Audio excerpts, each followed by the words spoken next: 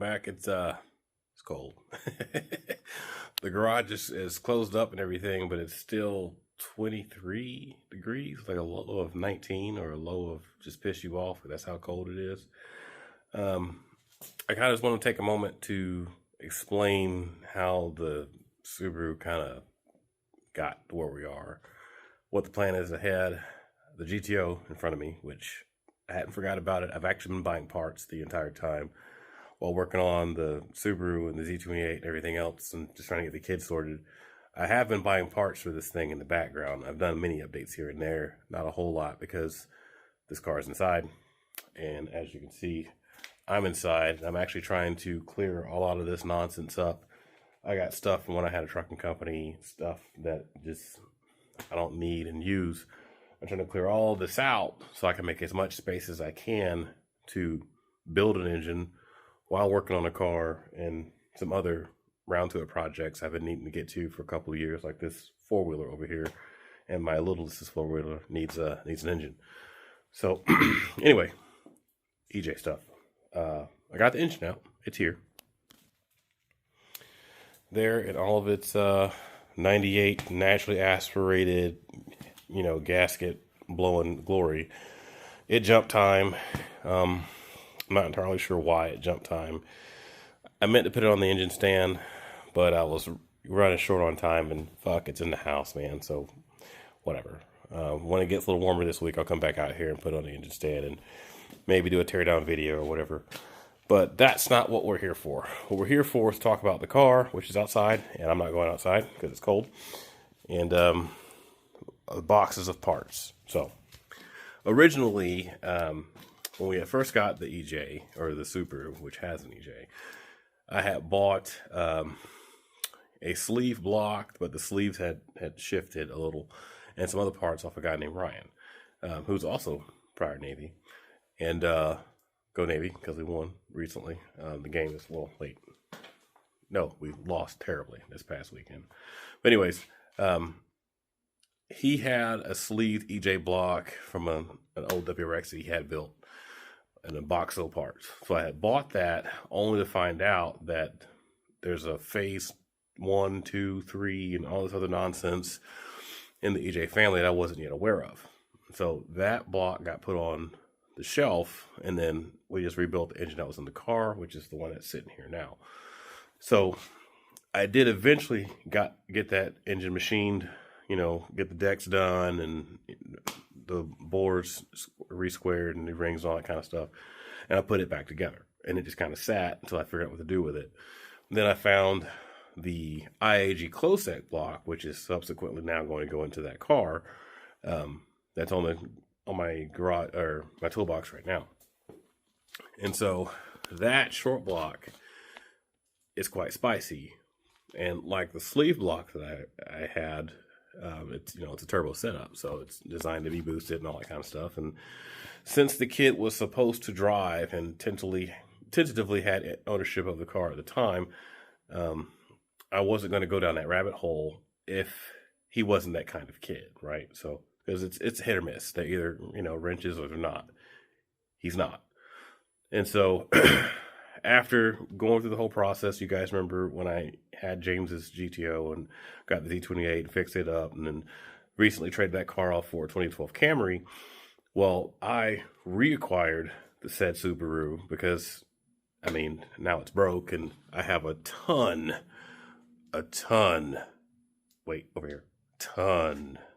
of EJ parts that I'm not really sure what to do with. And I tried selling them. I had a lot of stuff listed for sale. The EJ market in and of itself is just trash. Is the only way I can put it. It's absolute garbage. There's another guy in Arkansas who has a complete EJ block, or IAG block, an EJ25, out of an STI that, supposedly there's nothing wrong with it, but it's complete long block. And he has been sitting on it for sale on Marketplace for over a year, plus a whole bunch of other parts from that same car. And the list just goes on and on and on. It took me the better part of 6 months to sell 2 refurbished by SDK with the buckets done and shimmed and fresh valve springs, and they both had aftermarket valves and everything. EJ25 AVCS head, dual AVCS heads, so they were W25s, I believe, to sell them. And even then, I sold them for pennies compared to what they were worth. And one set had a set of Brian Krause State Street cams in it with matching springs. That's how bad the market is.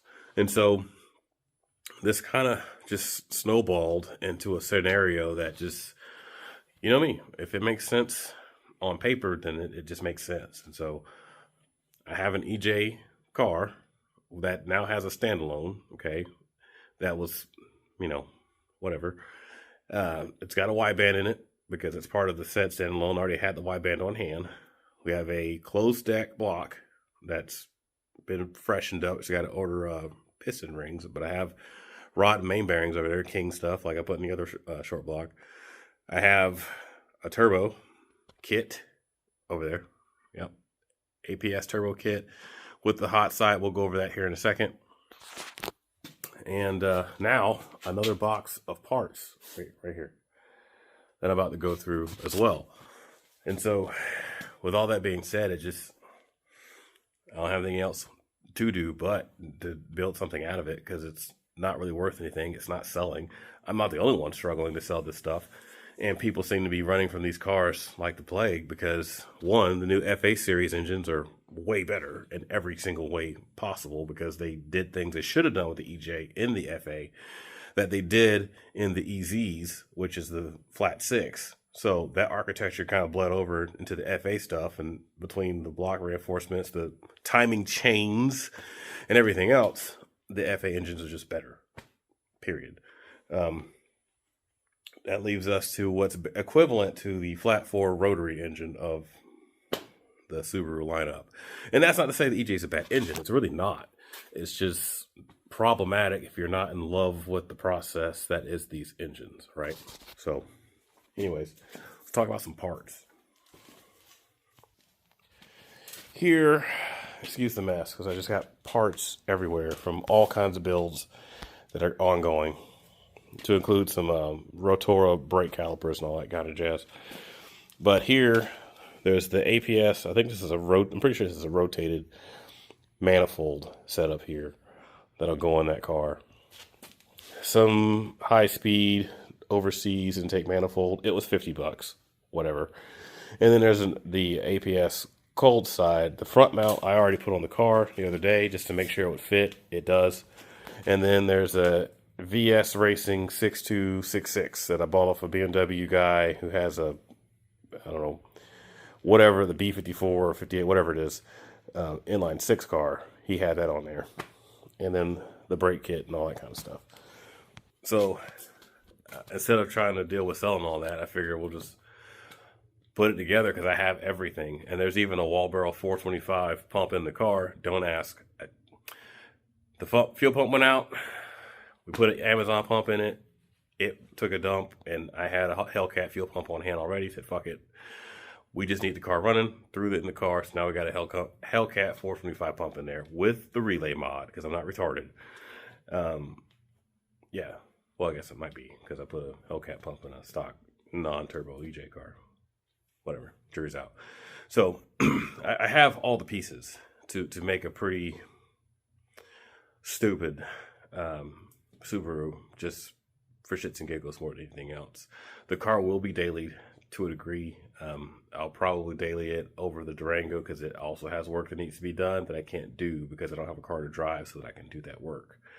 We have a overseas 2.3 core aluminum radiator. I mean, we've got all the pieces to make quite a fast shitbox if, you know, everything comes together the way that I want it to. But it wasn't intentional. It was one trade to another trade to, hey, you know, I got to get rid of this. You know, will you give me X, Y, Z for it type of situation. That's how it ended up where we're at. Because there's the IAG block under the plastic over there behind me. Now, in these boxes, I originally just bought a IAG oil air separator, which is here, off of my buddy Ryan, the same Ryan I bought that block from. he had a lot of high-speed parts in that WRX and parted everything out, and this is one of the last things I never sold. And so he hit me up the other day and was like, hey, I'm moving in January to a new house, and I'd really like to not take this stuff with me. And I met up with him today, and he just had a whole bunch of stuff that he handed me. I bought this, and I told him I'll send him some more cash later for the rest of this stuff because it's only fair. But, yeah.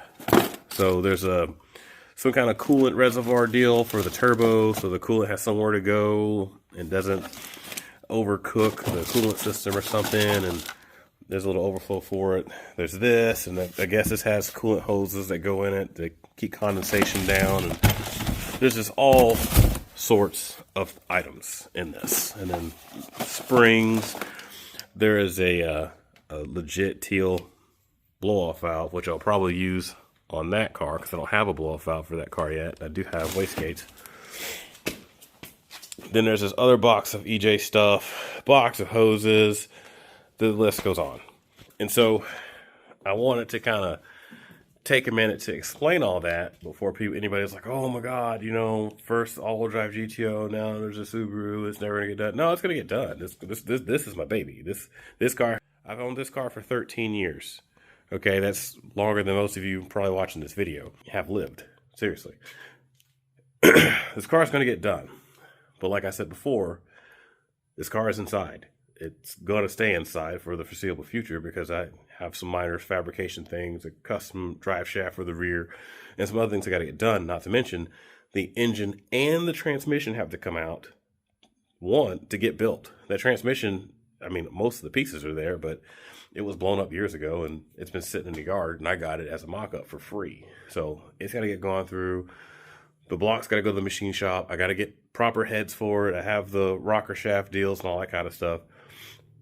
But between James's GTO and then acquiring the Camaro that I had to fix in order to use it for something, which in this case, it worked out and helped me out quite a bit in getting the kids' transportation issue solved.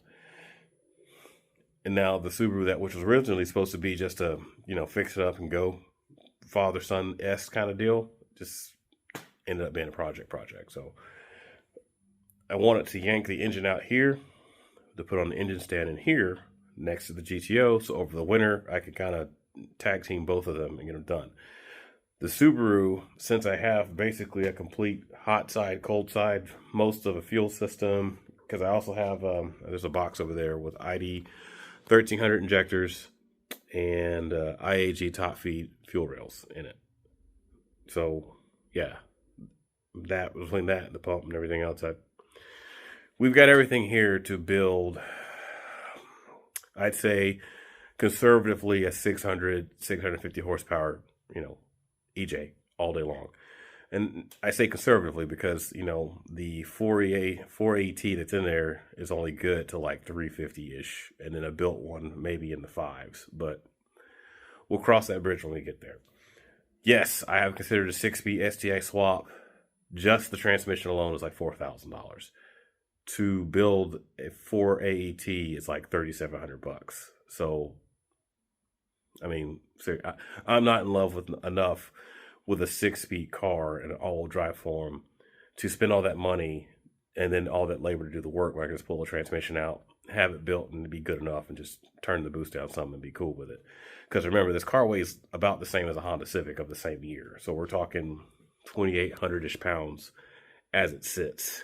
It's not going to need a whole lot of power. Like, we're not going to need to break 700-800 horsepower in this thing to make it terrifyingly fast. Just anybody who's been around a minute knows what I'm talking about.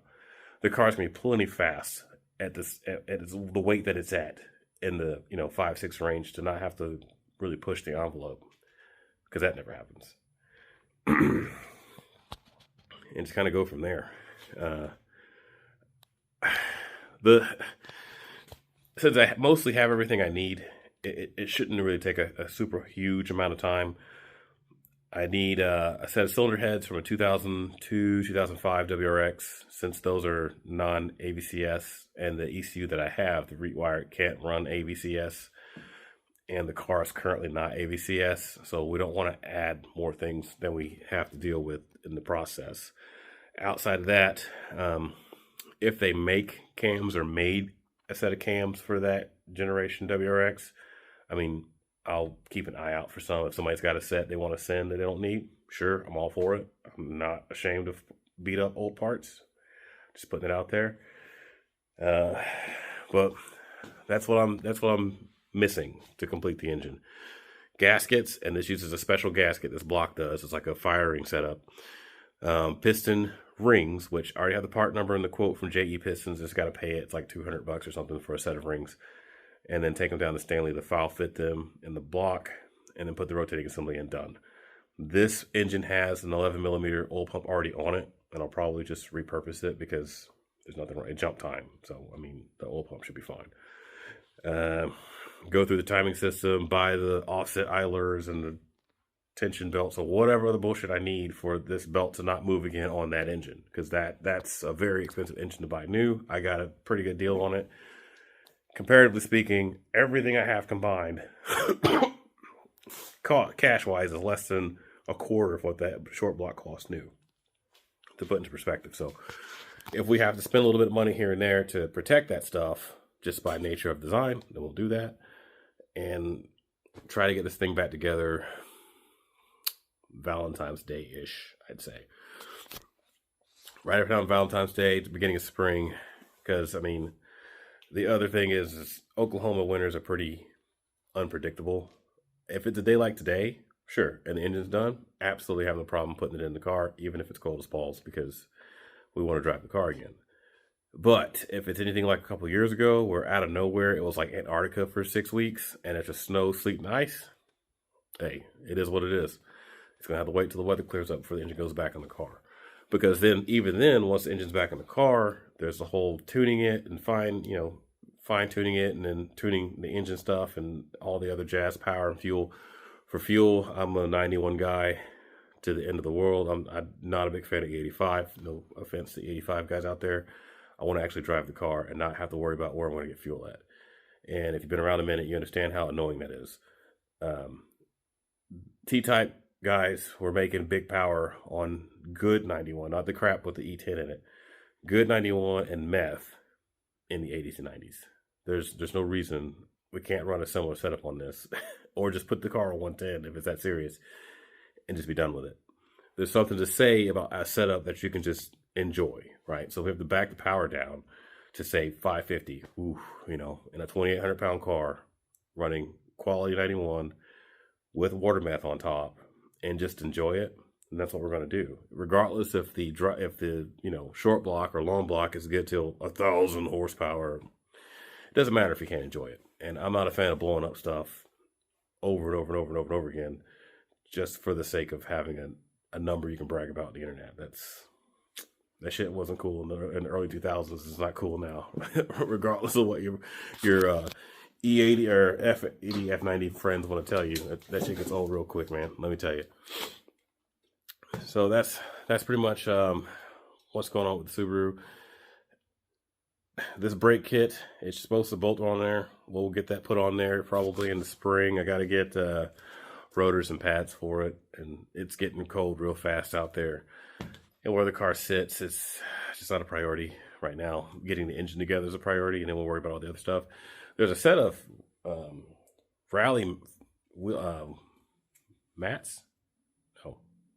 mud flaps. The set of Riley mud flaps that came in there, they look like they'll bolt right onto the car. So we'll put those on there because that looks fun. And that's pretty much it, man. I mean, I appreciate anybody who's followed me up to this point. I know it's a bit talkative. I don't do a very good job of documenting doing things as I'm doing them, because it's a tall order for me with kids, a 6-year-old in particular, who's pretty much attached to me all the time, and then trying to shoot this stuff and be mindful of him in the videos and everything, because that's a concern for parents. But yeah, we're out here doing it, man. This is as real as it gets. If you've always wanted to see somebody do something stupid with this platform, I'm not rich by any means, but I am pretty resourceful with marketplace and wheeling and dealing, as most of you have seen up to this point. And we've stumbled upon a culmination of parts that are pretty legit. So we'll see what happens. I'm Not afraid to cut any of this stuff up or modify any of it as need be to fit in the car. But at the same time, I think it'll be pretty cool overall. I think it'll be pretty cool. We'll see if this rotated setup even fits, because of my understanding, the engine bay is a little bit different on the Legacy than it is the later WRXs and STIs. Whatever. My buddy's a fabricator, unlike myself. So if it needs to be modified a little bit, we'll cross that bridge when we get there. But overall, most of this stuff should pretty much drop in the car as you see it. So, yeah, we're excited, man. There's a lot of good stuff here, and hopefully everything comes together the way that I think it will in my head. If not, we'll figure something out. The GTO project here, hopefully I'll find some time to mess with it sometime around Christmas, maybe a little bit after, because it's cold in the garage right now. It's cold. It's all get out. So I gotta get a kerosene heater for here so I can be more comfortable in here and get it done, man. If anybody knows a good place to get injectors flow tested, hit me up in the comments. If you got parts for the project that you want to see do cool stuff that is sitting on the shelf for forever, hey, I'm not too afraid for that. Well, pay shipping or whatever. If you got LS stuff, same thing. I'll take that too. Why not?